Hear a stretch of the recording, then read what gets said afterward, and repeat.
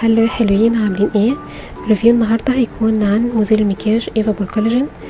طبعا احنا بقالنا فتره كنا بندور عن لوكال براندز تكون سعرها حلو وجودتها كويسه وتكون بتأدي الغرض منها. فالنهارده هنتكلم عن الكلينزر بالكولاجين من ايفا. هو حجمه حوالي 150 مللي، ودي حاجه كويسه جدا بالنسبه لسعره، ومكتوب عليه انه للووتر بروف ميك اب. هو فعلا بيشيل الميك اب بسهوله جدا.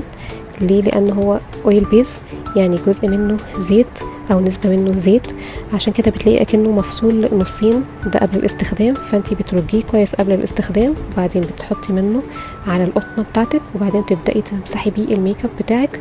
هيتمسح معاكي بكل سهوله. ولو انتي حاطه ماسكارا ووتر بروف، عشان مش هتحتاجي ان انتي تفركي عينك جامد او اي حاجه، انتي بتحطي القطنه على عينك يا دوبك مثلا 5 ثواني او 10 ثواني وتمسحيها بالراحه خالص، هتلاقي الماسكارا بتطلع معاكي بسهوله جدا.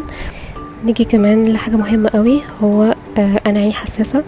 هو ما عمليش اي حساسيه في عيني، عكس مثلا لما كنت بستخدم جرنيه زيتي اللي كان تقريبا غطاء اصفر كان بيحرق عيني.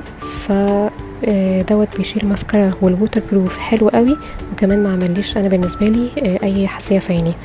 تاني حاجه كمان، هو من مكوناته الكولاجين، هي حتى لو نسبه صغيره وبنسينول، فدول بيرطبوا البشره مش بينشفوها. فانا بعدها حسيت ان انا بشرتي مش محتاجه انها يعني ما نشفتش او اي حاجه، فدي حاجه كويسه بالنسبه كمان لسعره.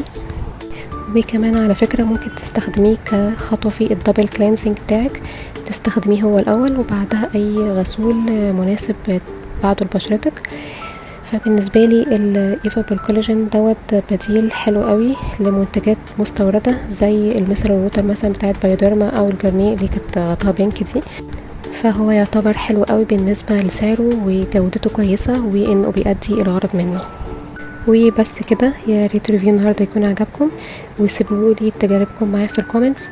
وباي باي، نتقابل في الفيديو الجاي.